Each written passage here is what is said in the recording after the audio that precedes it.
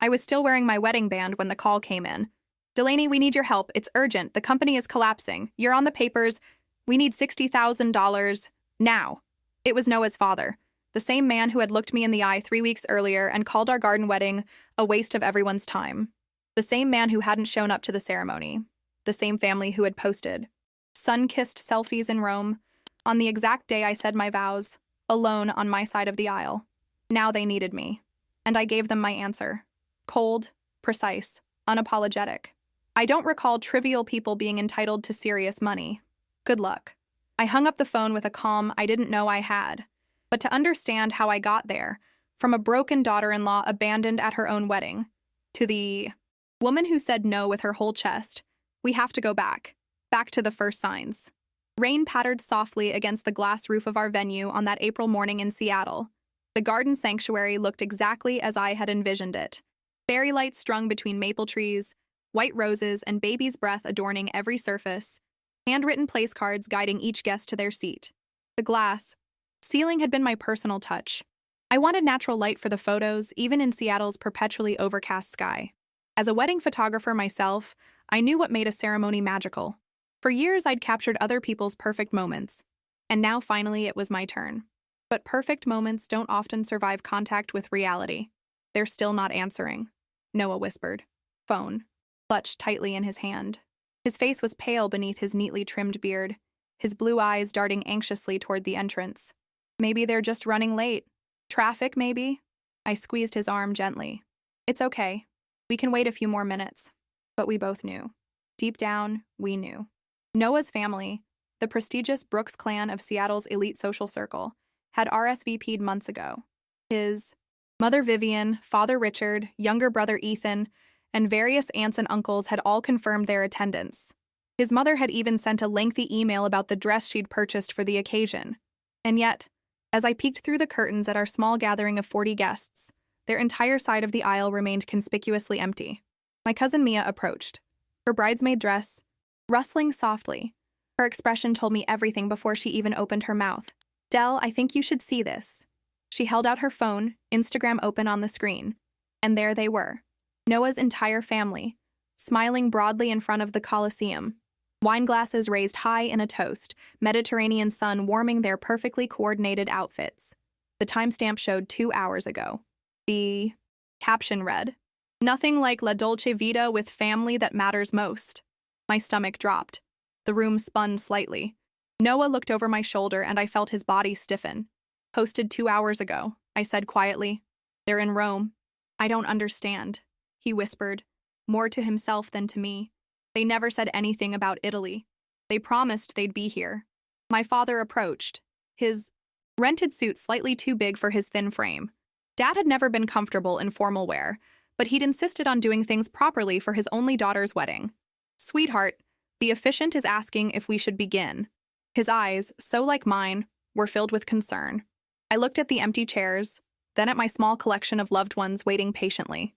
My parents, who had driven their aging Honda all the way from Portland. My aunt Sylvia, who had flown in from Chicago despite her fear of flying.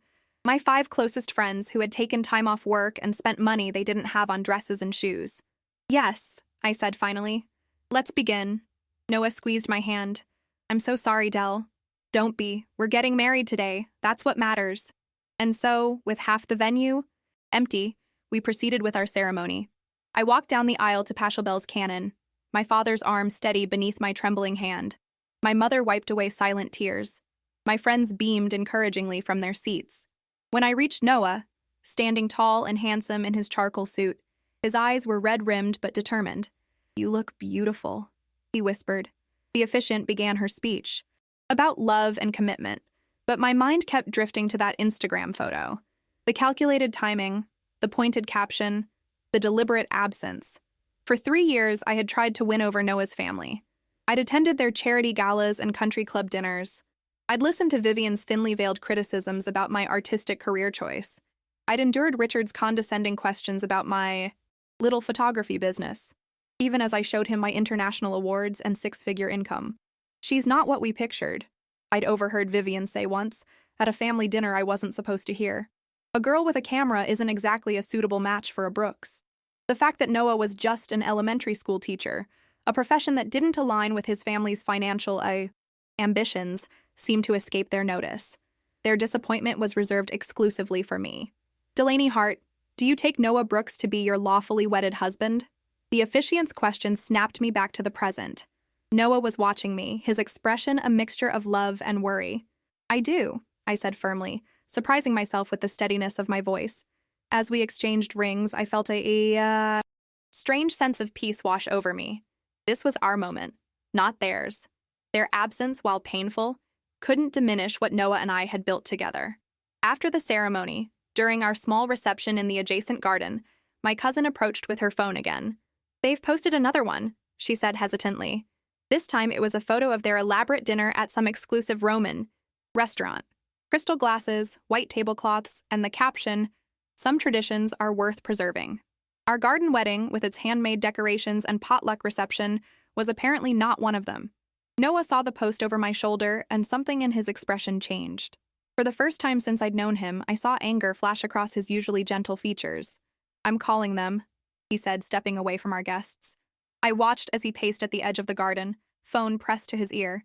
His shoulders grew increasingly tense with each unanswered call. When he returned, his face was ashen. "They're not picking up. Any of them." He ran a hand through his hair. "I don't understand how they could do this, Del. I'm so sorry." I took his hand in mine. "We're married now. We're family. That's what matters." But as we danced our first dance as husband and wife, surrounded by the people who truly cared for us, I couldn't help but wonder what this meant for our future. The deliberate absence felt like more than just disapproval. It felt like a declaration of war. I just didn't know then how literal that war would become. I met Noah Brooks 3 years ago at the Anderson Mitchell wedding, one of those lavish affairs that grace the pages of Seattle lifestyle magazines. I was the photographer, hired to capture every champagne toast and tearful moment for posterity.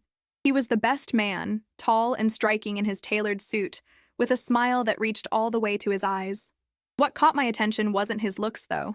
It was how he helped an elderly guest navigate the uneven garden path, how he crouched down to high-five the ring bearer when the little boy looked overwhelmed, how he seemed genuinely present in a room full of people more concerned with being seen than seeing.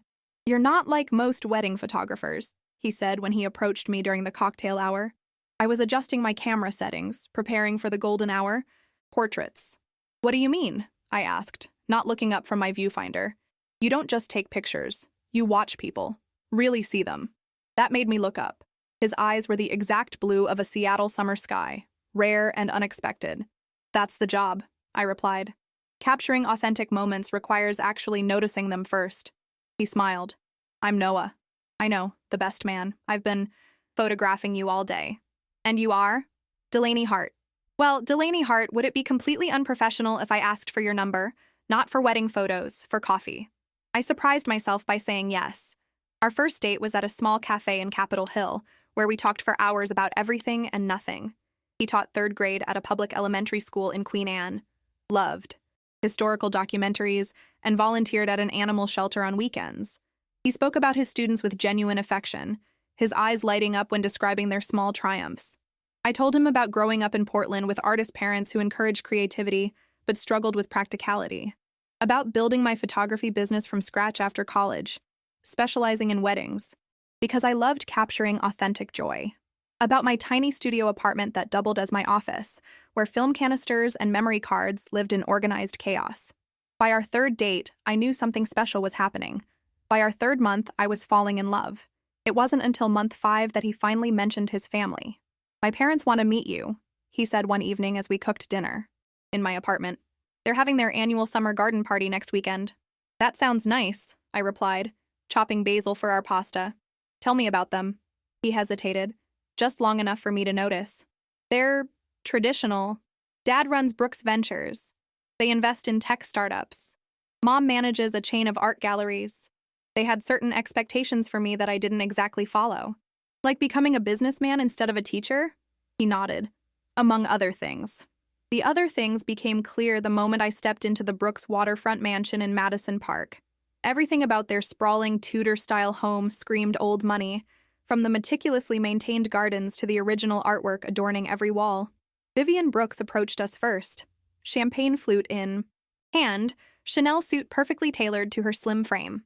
Her smile didn't reach her eyes when she extended her hand to me. "So, you're the photographer," she said, the slight emphasis on my profession making it sound like a character flaw. "Yes, I specialize in wedding photography, though I do some editorial work as well," I replied, maintaining my smile. "How interesting. Noah mentioned you. Attended Portland State?" The question came loaded with implications. Not an Ivy League. Not even University of Washington. Yes, on a full scholarship for their visual arts program. She sipped her champagne. Noah went to Dartmouth, of course. The family tradition. Before betraying tradition for elementary education, Noah added with a tight smile. Richard Brooks joined us then, his commanding presence immediately drawing attention. Tall like Noah, but with sharper edges, he assessed me with cool calculation. "Delaney Hart," Noah introduced me. "Dad, this is Delaney. Richard Brooks." He shook my hand firmly. "Noah tells me you're quite the entrepreneur with your camera business." "Photography studio," I corrected gently. "Yes, I've been fortunate to build a successful brand over the past few years." "Fascinating. Always admire the self-made spirit, even in creative fields." His tone suggested creative fields ranked somewhere between pyramid schemes and street performance in his estimation. Throughout the evening, I met countless family friends with names that appeared on buildings across Seattle. Every introduction came with the same subtle scrutiny, the same polite but dismissive smiles. "She's certainly pretty," I overheard Vivian telling another woman later that night. "But really, Noah could have had his pick of suitable matches. The Patterson girl is at Columbia Law now, you know." I pretended not to hear, focusing instead on admiring a painting that probably cost more than my annual rent. "That's an original Rothko." Richard appeared beside me. "Do you know much about abstract expressionism?" "Some," I admitted. "My mother was an art teacher. She loved taking me to museums as a child." "Was?" he inquired. "Is," I corrected. "She still teaches, though part-time now, at a public high school in Portland." "Noble profession," he said, in a tone that suggested the opposite. "Though I imagine it doesn't leave much room for cultural investments." The subtext was clear. "You weren't raised in our world. You don't belong here." When Noah and I left that night, I felt drained in a way no 12-hour wedding shoot had ever left me. "They'll warm up," Noah promised, squeezing my hand as we drove back to my apartment. "They're just protective, but they didn't warm up. Not through birthday dinners or holiday gatherings. Not when I brought personalized photo books as gifts. Not when I asked thoughtful questions about their businesses or remembered details about their friends. I remained Noah's photographer girlfriend, a temporary diversion before he came to his senses and chose someone from their social circle. Don't let them get to you, Noah would say after particularly painful encounters. They're stuck in another era. I love you for exactly who you are. And I believed him because Noah himself was everything they were not. Warm, genuine, without pretense. He saw beauty in everyday moments, valued connection over status, and loved his work for its impact rather than its prestige. When he proposed a year and a half into our relationship, on a rainy hike to our favorite waterfall, I said yes, without hesitation. The ring was modest by Brooks' standards, a vintage emerald that had belonged to his grandmother. She was the black sheep, he explained. Married for love instead of social advancement. Dad's mother never forgave her. History, it seemed, was repeating itself. The wedding planning began as a collaborative dream, but quickly turned into a battleground. Vivian had connections at an exclusive coastal resort. Richard had colleagues who expected invitations. The guest list ballooned from our desired 50 to nearly 300. "It's just how it's done," Vivian explained when I expressed concern about the growing scale. "A Brooks wedding is a social occasion. But it's not just a Brooks wedding," I said quietly. "It's our wedding." The final breaking point came over the venue. Noah and I had fallen in love with a small glass-roofed garden sanctuary. Intimate, personal, meaningful. Vivian was horrified. "A greenhouse for a Brooks? Absolutely not. It's what we want," Noah said firmly, standing beside me for the first time in a direct confrontation with his parents. "The wedding is happening there, with our original guest list. We've already made the deposit." Richard's face darkened. "If you insist on this unconventional approach, don't expect us to participate in the planning any further." "That might be for the best," Noah replied. They stopped returning our calls after that, declined dinner invitations. When we sent the formal invitations 3 months before the wedding, their RSVP cards came back marked yes without further comment. I took it as a reluctant peace offering. Noah seemed relieved. See? They'll come around, he said. They just need time to adjust their expectations. I wanted to believe him, needed to believe him, until that rainy April morning when 40 chairs waited in our beautiful glass garden and only half of them filled. Until I saw those Instagram posts from Rome, deliberately timed to coincide with our ceremony. Until I realized that the family I had tried so hard to join had made their final judgment. I wasn't worth showing up for. The morning after our wedding, I woke up in our hotel suite to the sound of Noah on the phone, his voice tense as he paced by the window. You had months to tell me you were planning a trip to Italy. Months, Mom. His reflection in the glass showed clenched jaw and white knuckles. No, this isn't something we can just move past. You humiliated my wife on our wedding day. I sat up in bed, the events of yesterday flooding back, the empty chairs, the Instagram posts, the hollow feeling in my chest as I'd walk down the aisle, trying to ignore the absence of an entire family. I don't care about your gallery connections or Dad's business associates, Noah continued, his voice rising. This wasn't about you. No, I won't just let it go. You need to apologize to Delaney, directly. He fell silent, listening, his shoulders slumped. Fine. Call when you're ready to have a real conversation. He ended the call and turned to find me watching him. They're still in Rome, he said flatly. Mom says they had a once-in-a-lifetime opportunity to meet with some famous Italian artist for her gallery. Says they assumed we would understand, given the importance to the family business. Did they even ask about the wedding? I tried to keep my voice steady. Noah looked away. Mom asked if the little garden thing went well. The casual dismissal stung worse than outright criticism. Our wedding, our vows, our commitment, our joy, reduced to a little garden thing. What do we do now? I asked. Noah sat beside me on the bed, taking my hand. We go on our honeymoon. We focus on us. They'll either come around or they won't, but I'm not letting them ruin this time for us. I leaned into his shoulder, drawing comfort from his warmth. I love you, I whispered. I love you too, Del. More than anything. Our honeymoon was a blessed escape. A cozy cabin on the Oregon coast, where we spent days hiking windswept beaches and evenings by the fireplace. No social media, no phone calls, just us, building the foundation of our marriage away from external pressures. For those 10 days, I almost forgot about the wedding disaster. Almost. We returned to Seattle on a Sunday evening, to the small craftsman home we'd purchased together in Wallingford. It wasn't Madison Park or Queen Anne, but it was ours. A 1920s charmer with original hardwood floors and a backyard big enough for the garden I'd always wanted. Home sweet home, Mrs. Brooks, Noah said, carrying me across the threshold despite my laughing protests. That's Mrs. Hart Brooks to you, I corrected, kissing him as he set me down in our living room. The answering machine blinked with messages, mostly congratulations from friends and family. But the last one made my blood freeze. Noah, it's your father. Call me back immediately. It's about the Taylor Heights project. We have a situation. Noah's face darkened. The development project.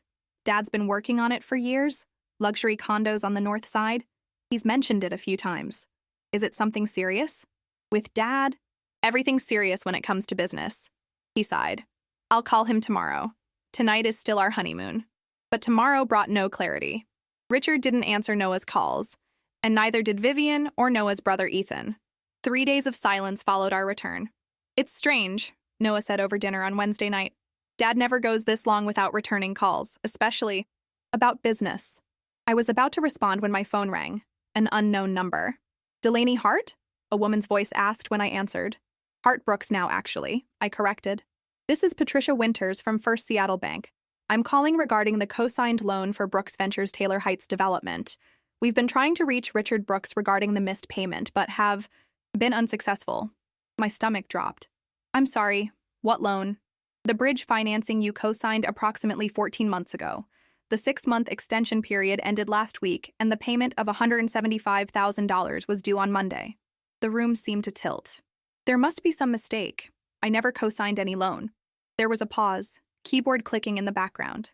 We have documentation with your signature, dated March 15th of last year.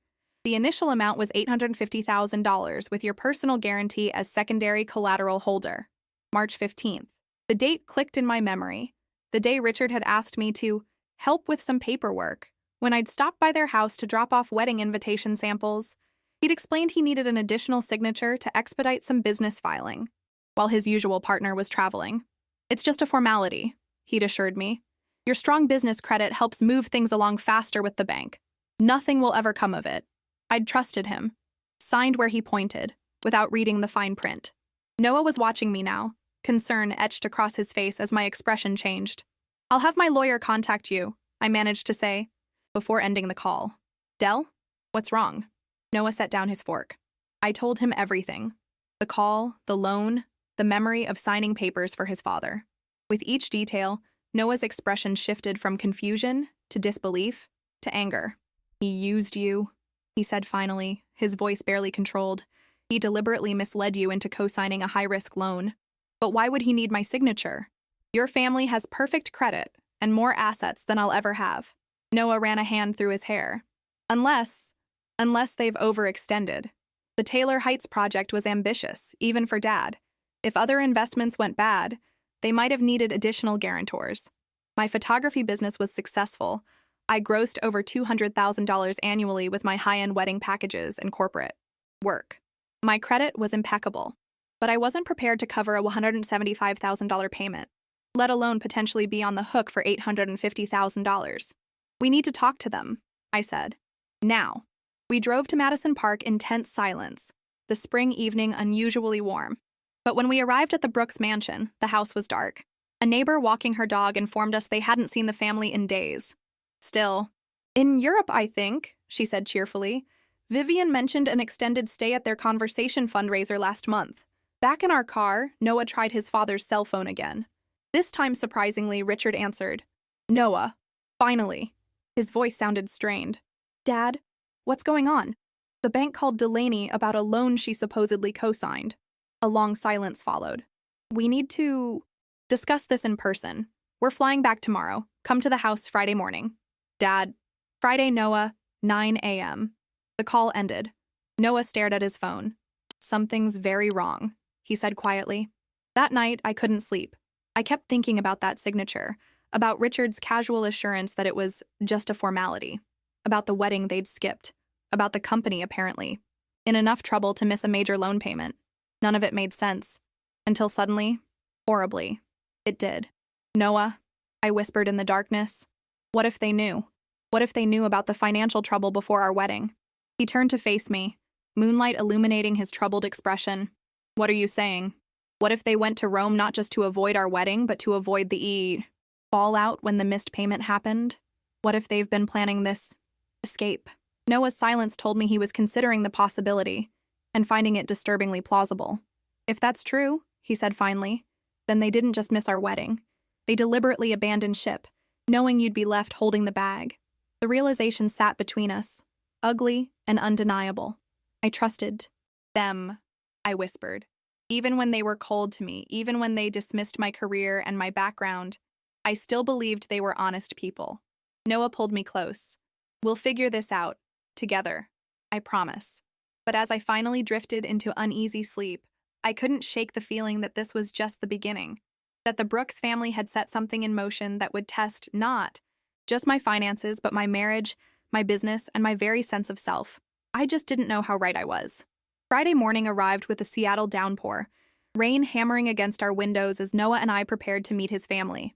I'd barely slept, spending hours researching loan liability and co-signing consequences instead. The picture wasn't pretty. As a co-signer, I was fully responsible for the debt if the primary borrower defaulted. Ready? Noah asked, handing me a travel mug of coffee as we headed to the car. As I'll ever be. The Brooks mansion looked different in daylight, less intimidating somehow. Or maybe it was just that my fear had been replaced with anger. Vivian opened the door before we could ring the bell.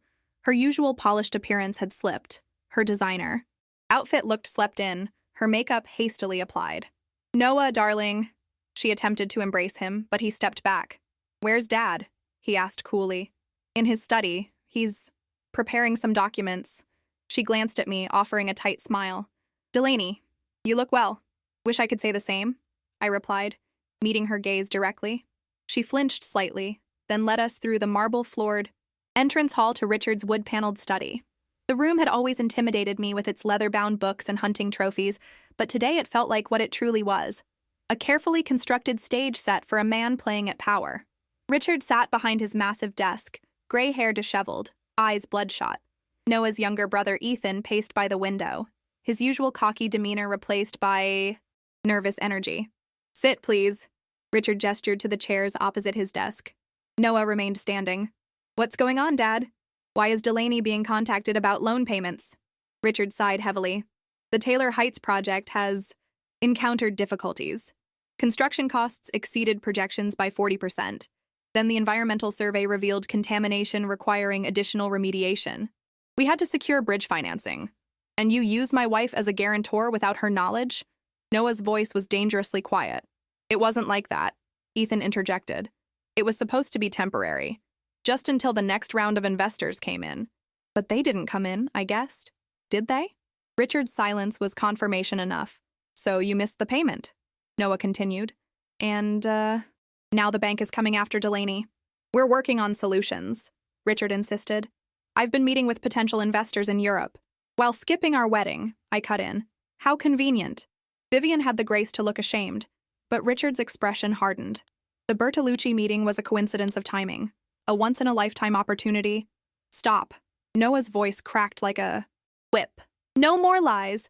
You deliberately scheduled that trip to avoid our wedding. Knowing your company was about to default on a loan, you tricked my wife into co-signing." The accusation hung in the air. No one denied it. "What happens now?" I asked finally. "The bank wants $175,000 I don't have." Richard leaned forward. "That's why we called you here. We need your help, Delaney. Your business. Credit is still excellent. If you could secure a short-term loan..." "Are you serious?" I stared at him in disbelief. "You want me to take out another loan to cover the one you tricked me into co-signing?" "It would only be for 60 days. Richard pressed. 90 maximum, just until we close the new funding round. Noah laughed bitterly.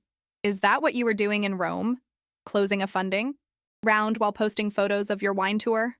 Ethan had the decency to look embarrassed. "The posts were Mom's idea, to keep up appearances." "Of course they were," I murmured. Vivian stepped forward. "Delaney, I know we haven't always seen eye to eye, but you're family now.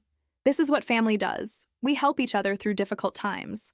The audacity of her statement left me momentarily speechless. 3 weeks ago, they couldn't be bothered to attend our wedding. Now suddenly I was family with financial obligations? "How much would you need?" I asked, my voice steady. Relief flooded Richard's face. 60,000 would stabilize things enough to— "No," I interrupted. "I meant, how much would you need to completely remove my name from all documents? To get me out of this?" "Entirely?" Richard's expression fell. "That's not how this works. The bank won't release a guarantor without full payment." "Then I guess you have a problem." I stood up. "Because I'm not giving you a dime." "Delaney," Vivian began, "be reasonable." "Reasonable?" I turned to her. "Was it reasonable to skip your son's wedding? To post those pictures deliberately during our ceremony? To trick me into signing loan documents?" "We made a mistake," Richard admitted. "The wedding, we should have been there, but this is business. It's separate." "Not to me." I met his gaze. "You made it very clear I wasn't good enough for your family, that my little photography business wasn't impressive enough. Well, guess what? That business isn't bailing out your failed development project." Noah placed his hand on my shoulder. "We're leaving. Don't contact us again unless it's with a solution that doesn't involve Delaney's money or credit." "Noah, son," Richard stood. "You're not thinking clearly. This affects the whole family. Your inheritance, your future." "My future is with Delaney," Noah replied. "You made your choice when you went to Rome instead of our wedding. Now we're making ours." We turned to leave. Ethan stepped forward. "Wait, there's something else you should know." Richard shot him a warning look, but Ethan continued. "The Taylor Heights project isn't the only problem. The company's been underwater for months. Dad leveraged everything. The house, Mom's galleries, even Grandmother's trust fund." "Ethan," Vivian gasped. "They deserve to know," he insisted. "Especially since Delaney's name is on the documents." Noah turned to his father, realization dawning. You knew it was all collapsing when you asked Delaney to sign those papers." Richard's silence was damning. "How bad is it?" I asked Ethan. Bad. If Taylor Heights fails, Brooks Ventures goes under. Everything goes. The weight of his words settled over the room. This wasn't just about a missed payment. It was about the potential collapse of the Brooks family empire. I'm calling my lawyer, I said, pulling out my phone. Delaney, please. Vivian stepped toward me. We can work this out as a family. I looked at her. This woman who had spent 3 years making me feel small and inadequate, who had skipped my wedding to sip wine in Rome, who now wanted access to my hard-earned money and credit. We're not family, I said quietly. You made that perfectly clear 3 weeks ago. As Noah and I walked out of the mansion, the rain had stopped. Weak sunlight broke through the clouds, catching on my wedding ring. I'm so sorry, Noah said as we reached the car. I had no idea they would. It's not your fault, I cut him off. You didn't know. What do we do now? I took a deep, breath. Now we fight. For our future, for my business, for everything we've worked for. Because one thing had become crystal clear in that study. The Brooks family had never seen me as a daughter-in-law. I was just another asset to be leveraged when times got tough, but they had severely underestimated what this girl with a camera was capable of. The call from Richard came 3 days later, just as I was finishing a corporate photo shoot downtown. My lawyer, Amanda Chen, a sharp-witted woman who specialized in business fraud, had already sent formal requests for all loan documentation and was preparing to challenge my liability.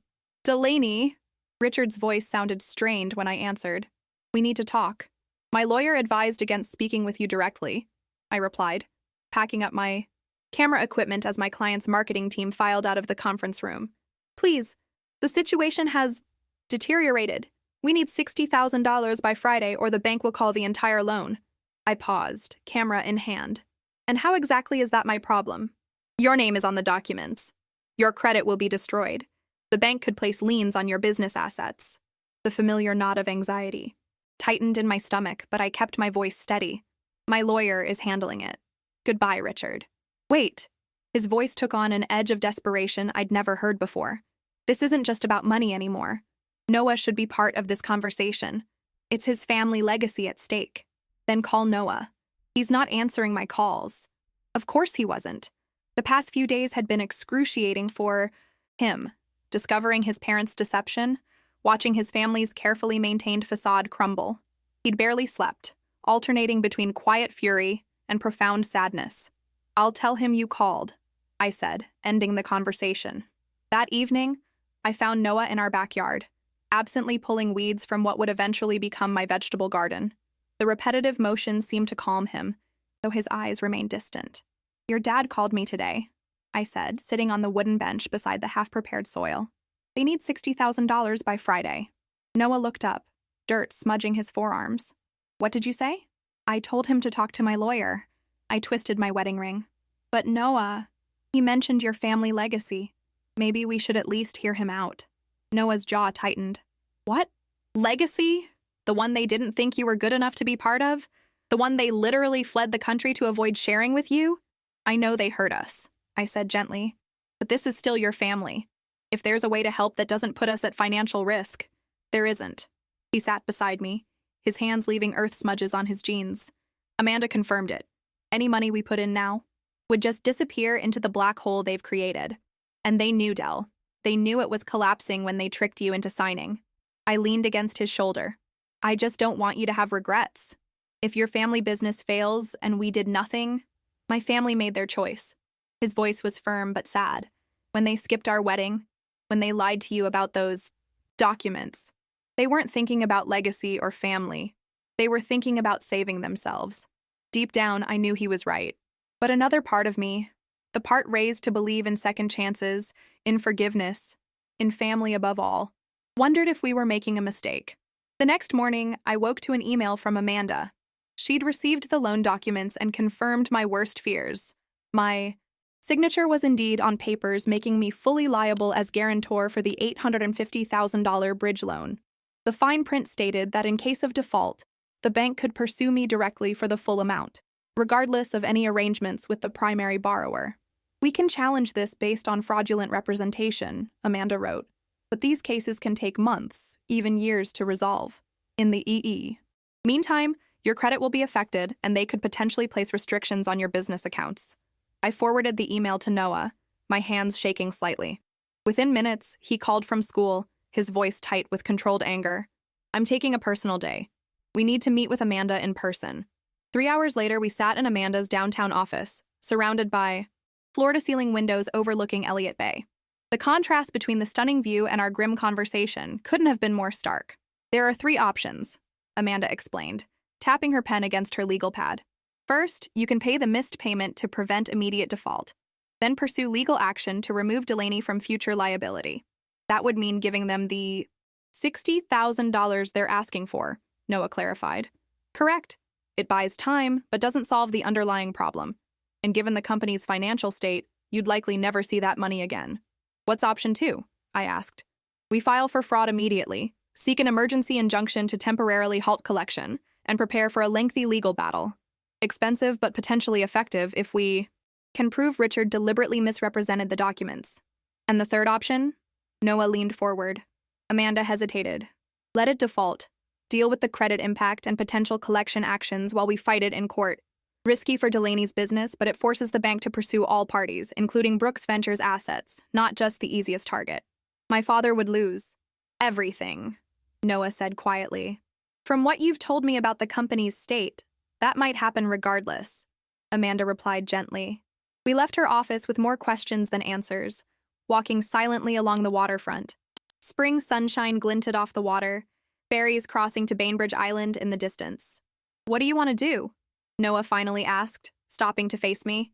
Before I could answer, my phone rang. Unknown number.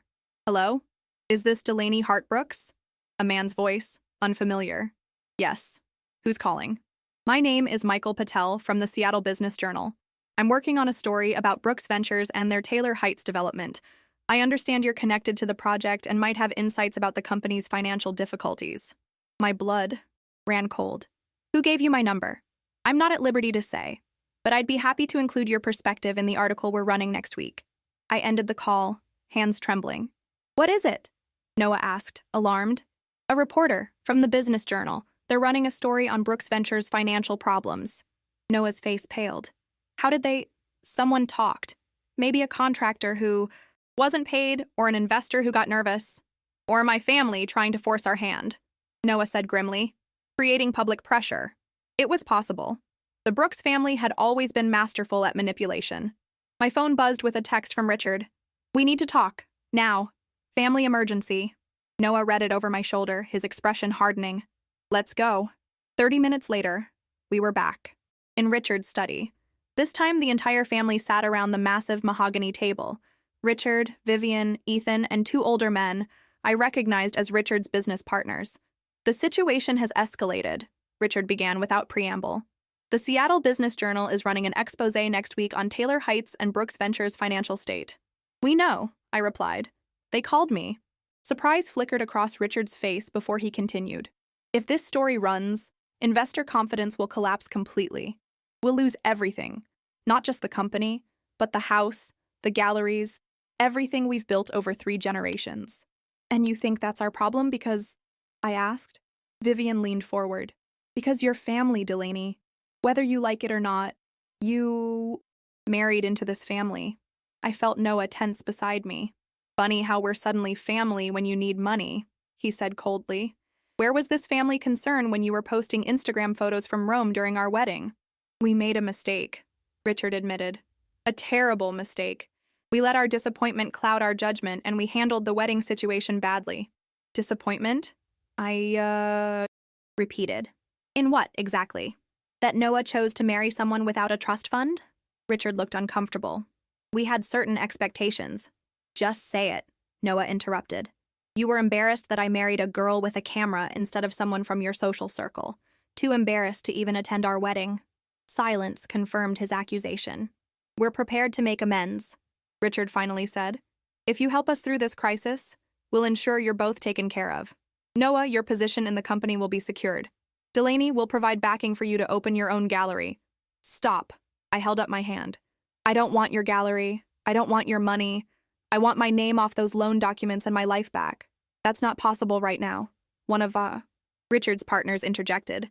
But if we can secure immediate funding to make the missed payment, we can negotiate better terms. How much? Noah asked. 60,000, Richard replied. By tomorrow. I looked at Noah, then back at Richard. And if we don't? Then the bank calls the loan, Brooks Ventures declares bankruptcy, and your name remains on the documents as a guarantor they'll pursue for the full amount. The ultimatum hung in the air between us. May I use your restroom? I asked suddenly. Vivian looked startled. Of course. Down the hall on the right. Once inside the pristine marble bathroom, I leaned against the sink, breathing deeply. Through the small window, I could see the manicured gardens where the Brooks family had hosted countless elite gatherings, events, where I'd always felt like an outsider looking in.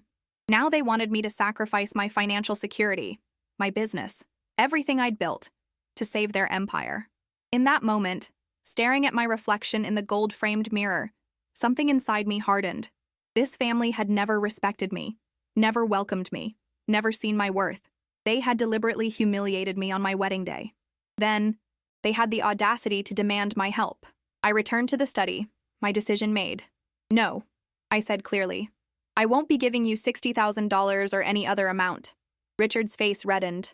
Delaney, be reasonable. I am being reasonable. My lawyer will challenge the loan documents on grounds of fraudulent misrepresentation. If the company fails, it fails. You'll destroy yourself too, Vivian warned. Your credit, your business? Maybe, I acknowledged. But at least I'll have my integrity, which is more than I can say for any of you. The next morning dawned with a clarity I hadn't felt in weeks. Noah and I had spent hours talking after leaving his parents' house, weighing options, consequences, and what our future might look like regardless of which path we chose. Are you sure about this? Noah asked as we sipped coffee at our kitchen table, morning light streaming through the windows. We could find a way to make the payment, buy ourselves time. I shook my head. If we pay now, they'll come back for more. It won't end with $60,000. You're right, he sighed. I just hate that you're caught in the middle of my family's mess. We're caught in it together, I corrected him. And we'll get through it together. My phone buzzed with a text from Amanda. Documents filed, meeting with bank representatives this afternoon. Stay available. As I prepared for a photo shoot later that morning, I tried to focus on the work that had always centered me. Through my camera lens, I could capture authenticity, beauty and imperfection, moments of genuine connection. It was what had drawn me to wedding photography, the privilege of witnessing and preserving true love and commitment. The irony wasn't lost on me that my own wedding had become a showcase for the opposite. Absence, rejection, calculation. My client that day was a tech startup celebrating their first major funding round. As I photographed the young, enthusiastic team popping champagne and embracing in their industrial chic office, my phone kept buzzing in my pocket. Calls from Richard, from Vivian, from numbers I didn't recognize. I ignored them all. By the time I finished the shoot, I had 17 missed calls and a voicemail from Ethan. Delaney, please. The bank is moving to call the entire loan. Dad's having chest pains. Just call us back. Guilt tugged at me briefly before I remembered their calculated absence. At our wedding, the deliberately timed Instagram posts, the casual way Richard had tricked me into signing documents that now threatened everything I'd built. I called Noah instead. Amanda met with the bank, he said when he answered. They're willing to discuss restructuring, but only if we make a good faith payment by end of day. Let me guess, $60,000? That's their number, yes. I leaned against my car in the parking garage, camera bag heavy on my shoulder. And what did Amanda advise? She says our fraud case is strong but not quick. If we make the payment, we buy time but validate the debt. If we don't, we face potential credit disaster while fighting it out. What do you want to do? I asked. There was a long pause before Noah answered. I want to be done with them. All of them. I want us to move forward without the constant manipulation and guilt, but I also want to protect you and your business. Meet me at Amanda's office, I decided. I have an idea. 90 minutes later, we sat across from Amanda in her sleek conference room, my proposal laid out before us. It's risky, Amanda warned, reviewing the document I'd drafted. You'd be offering to make the payment, but with significant conditions. Conditions they'll never accept, Noah pointed out. Exactly, I replied. It puts the ball in their court. If they agree, we're protected. If they refuse, we've made a good faith offer that strengthens our fraud case. My proposal was simple but severe. I would provide the $60,000 payment, but only if Richard and Vivian signed an agreement acknowledging they had misrepresented the loan documents, removing me from all future liability, and pledging collateral from their personal assets equal to the full loan amount. They'd have to admit wrongdoing, Noah realized, put it in writing, and secure the debt with their house, their art collection, everything they value, I added. Things they'd never risk. Amanda tapped her pen thoughtfully. It creates a strong position either way. If they accept, you're protected. If they refuse, their rejection of reasonable terms undermines their family obligation argument. So we present this as our only offer? Noah clarified. Take it or leave it, I confirmed. No negotiation. An hour later, the documents were finalized, signed by both Noah and me, and emailed to Richard with a clear deadline. 5 p.m. that day. We waited in Amanda's office, watching the minutes tick by on the elegant wall clock. At 4:30, my phone rang. Richard's number. I put it on speaker. Yes? This is extortion, he said without preamble. You know we can't sign this. It's a reasonable offer to resolve a situation you created, I replied calmly. Either sign the agreement, or we proceed with the fraud case against you personally. You would destroy this family? After everything we've done for you? Noah leaned toward the phone. What exactly have you done for us, Dad? Skip our wedding? Trick Delaney into signing loan documents? Post vacation photos during our ceremony? Noah, be reasonable. This is your heritage at stake. No, Noah interrupted. This is your mistake at stake. Not mine, not ours. We're done discussing this, I added. Either sign the agreement by 5 or we walk away completely. I ended the call, heart pounding despite my calm exterior. They won't sign, Noah predicted. Too much pride. I know, I replied. But now they can't say we didn't try to help. At 4:59, Amanda's email pinged with a response from Richard's lawyer. No signed agreement. Just a counter-proposal. They would acknowledge misunderstanding about the loan documents, but not fraud. They would offer a personal guarantee but no collateral. They would need the $60,000 today, with the agreements to follow within 30 days. More manipulation, Noah said disgustedly. I nodded to Amanda. Send our response. The message was brief. Offer declined. All further communication must go through our legal counsel. As we left Amanda's office, the Seattle skyline was bathed in late afternoon light, Mount Rainier visible in the distance on this unusually clear day. We walked to the waterfront in silence, both processing what we'd just done and what might come next. Are you okay? Noah asked finally, taking my hand as we stood watching ferries cross the Sound. I think so, I said. For the first time since our wedding, I feel like I'm standing up for myself instead of just reacting to them. I'm proud of you, he said softly. And I'm sorry my family put you through this. They're not just your family anymore, I reminded him. They're our problem now, but at least we're facing it honestly. My phone buzzed with a text from Amanda. Bank proceeding with default notice. Prepare for media. Inquiries, story likely breaking tomorrow. Stay strong. As if on cue, Noah's phone rang. Ethan calling. Should I answer? He asked. Your choice, I said. He's still your brother. Noah hesitated, then accepted the call. I could hear Ethan's voice, fast and agitated. It's over, Noah. The bank is calling the loan. The Business Journal has the whole story. They're running it tomorrow. Dad's lawyer says they're naming Delaney in the article as a co-signer. You have to help us. Just the $60,000 to stop the immediate bleeding. Noah closed his eyes briefly. No, Ethan. We made our offer. Dad rejected it. He couldn't sign that. It would be admitting he committed fraud. If it wasn't fraud, what was it?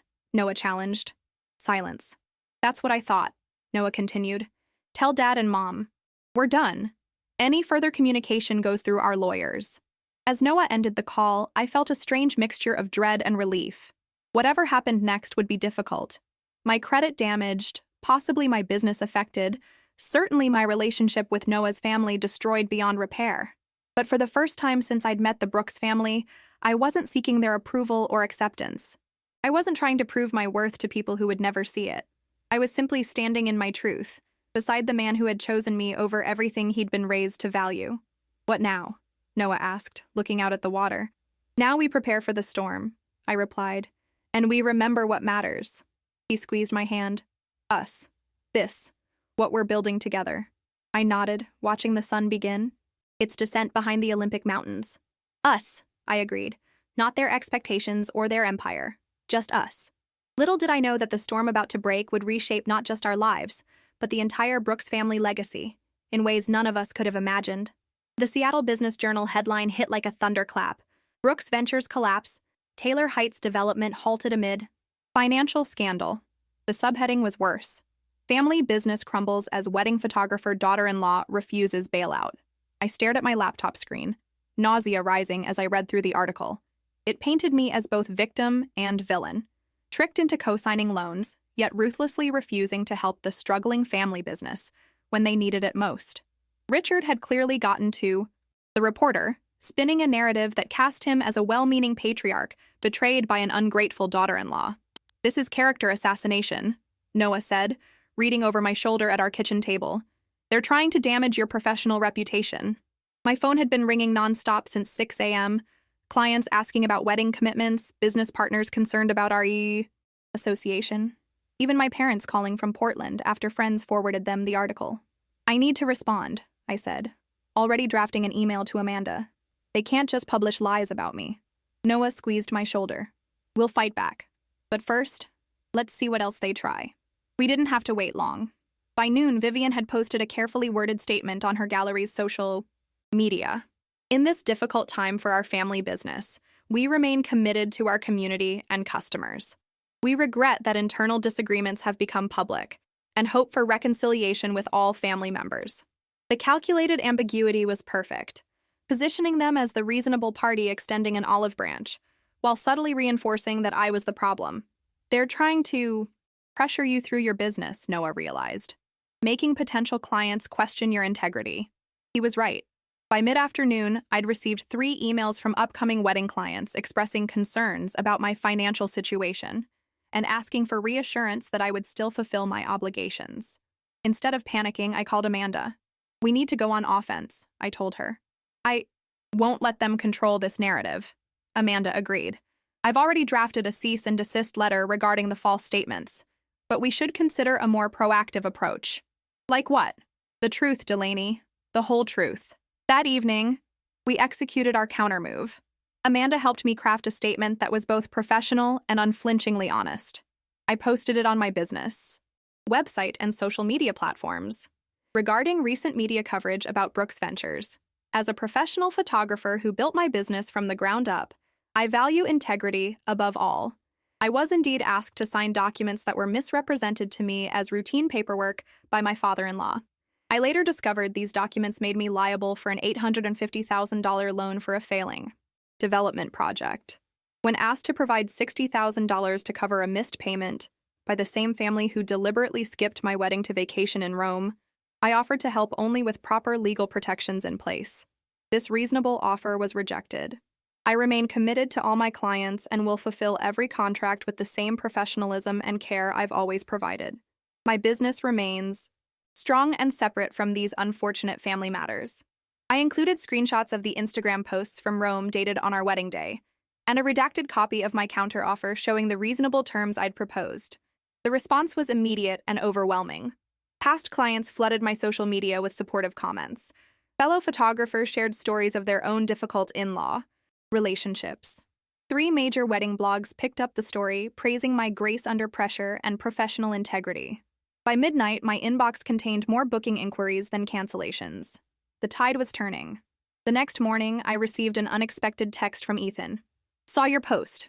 You're right about everything. Parents are freaking out. Dad's lawyer quit this morning." I showed it to Noah. "Should I respond?" He considered for a moment. "Your call. But remember who he aligned with until now." I decided on a simple reply. "Thank you for acknowledging the truth." Later that day, Amanda called with news. "The bank wants to meet. Just with us, not the Brooks family.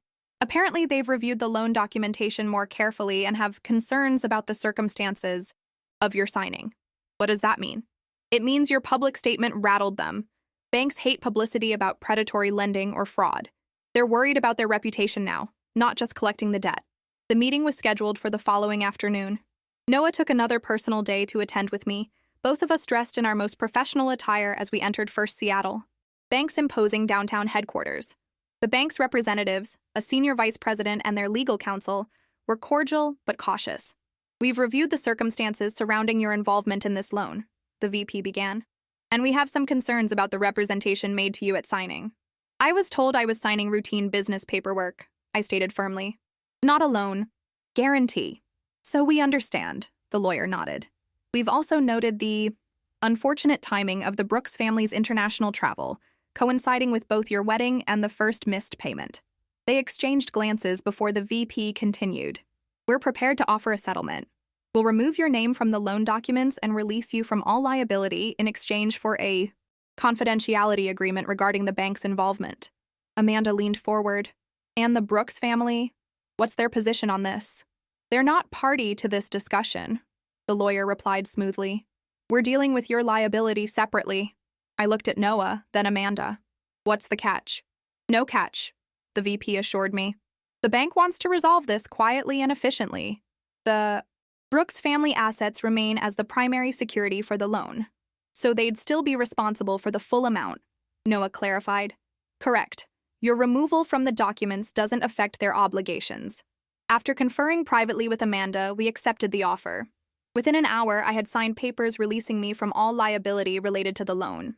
The weight that had been crushing me for weeks suddenly lifted. As we left the bank, Noah's phone rang. Richard's number. The bank just called me, Richard said when Noah answered on speaker. His voice sounded older, defeated. They're accelerating the entire loan now that you've been released from liability. That's not our problem, Noah replied. They're moving to seize the house by the end of the month. Your mother is, devastated.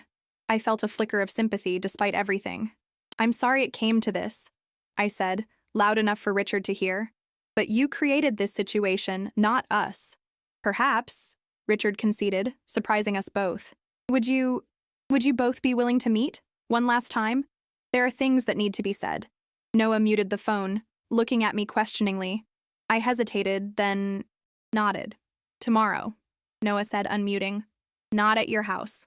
The cafe on Broadway and Pine, noon. As we walked to our car, Noah took my hand. Are you sure about this? No, I admitted. But I think we need closure. Whatever happens, we face it together. What we didn't know then was that the meeting would change everything. Not through reconciliation, but through an unexpected revelation that would finally free us both from the Brooks family's toxic grip. The cafe on Broadway and Pine was neutral territory, neither upscale enough for the Brooks' usual tastes, nor so casual as to be beneath their dignity. We arrived early, securing a corner table with a view of both the entrance and the busy street outside. What do you think they want? I asked Noah, fidgeting with my coffee cup. Probably another plea for money, he sighed. Or to make us feel guilty for their situation.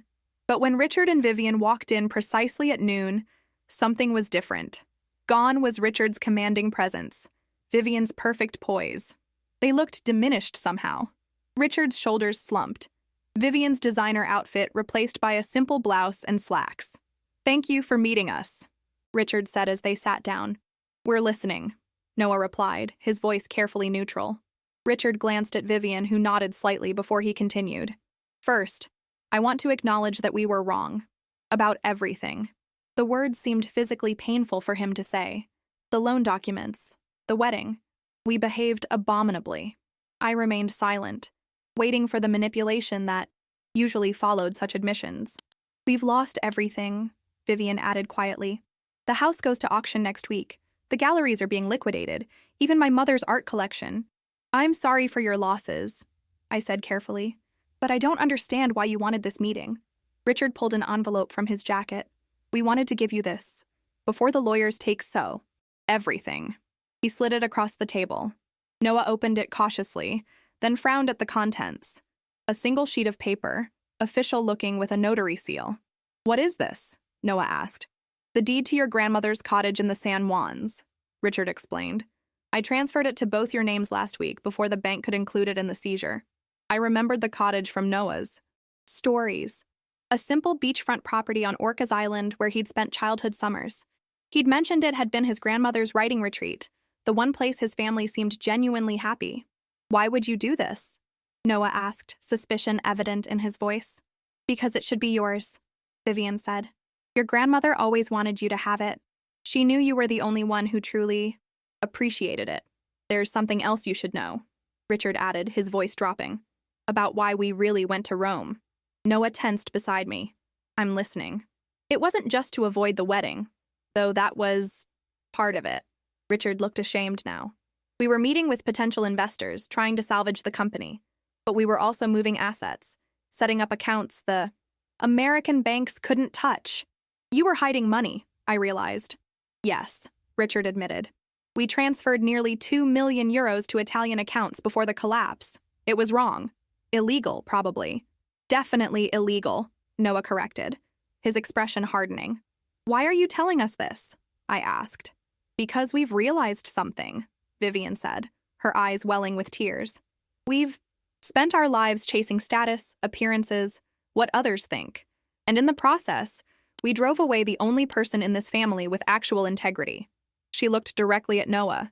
You. And you, Richard added, turning to me. You stood your ground when we tried to manipulate you. You protected what you built, what you earned. I didn't understand that kind of strength before. I wasn't prepared for the sincerity in his voice. For 3 years, all I'd wanted was their respect, their acceptance. Now, ironically, I was receiving it as their world collapsed. What happens now? Noah asked. We're moving to Italy, Richard said. Starting over, smaller. Ethan's already there, looking at properties. And those hidden accounts? I asked pointedly. Richard had the decency to look, ashamed. We've instructed our Italian lawyer to work with the bankruptcy trustee. It's time to face the consequences of my actions. Vivian reached across the table, not quite touching my hand. We can't undo what we did. The wedding, the loan, all of it. But we wanted you to know that we see you now, Delaney. Really see you. The woman our son loves. The woman who had the courage we lacked. Felt Noah's hand squeeze mine under the table. Thank you for saying that, I said simply. The cottage is yours, free and clear, Richard added. No strings attached. No hidden agendas. Just a small amends. As they rose to leave, Vivian hesitated. One more thing. I kept all the wedding photos your photographer sent us. They're beautiful. You were beautiful, Delaney. I'm sorry we weren't there to see it in person. After they left, Noah and I sat in silence, processing what had just happened. Do you believe them? I asked finally. About the accounts? Probably true. About their change of heart? He shrugged. Maybe. People sometimes find clarity when they lose everything. Do you want the cottage? Noah smiled. A genuine smile I hadn't seen in weeks. I loved that place. Grandma used to let me read for hours on the porch swing, watching the orcas pass. No Brooks family expectations, no pressure, just peace. Sounds perfect, I said, returning his smile. 3 months later, we stood on that very porch, watching summer sunset paint the San Juan Channel in gold and pink. The cottage was exactly as Noah remembered. Rustic cedar siding, stone fireplace, windows framing the spectacular island views.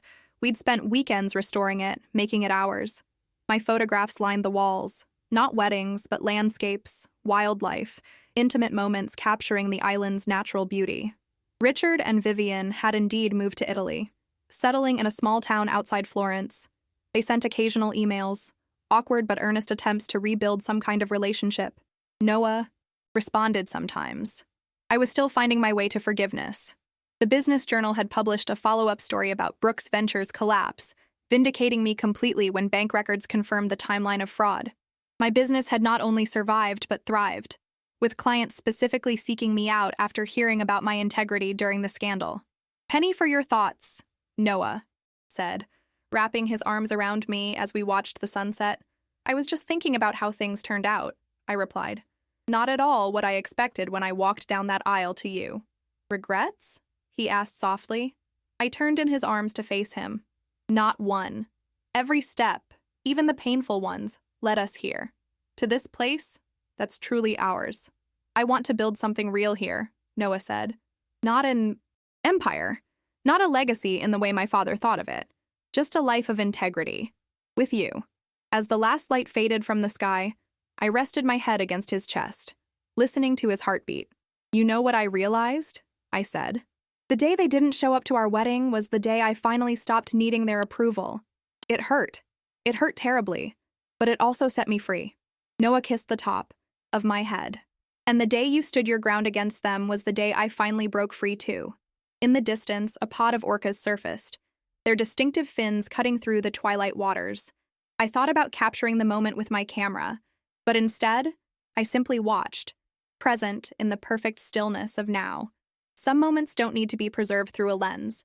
Some moments just need to be lived. I don't recall trivial people being entitled to serious money. Noah quoted my words from that fateful phone call, smiling. That was when I knew for certain I'd married the right woman. I laughed. Not my kindest moment. No, he agreed, but your truest.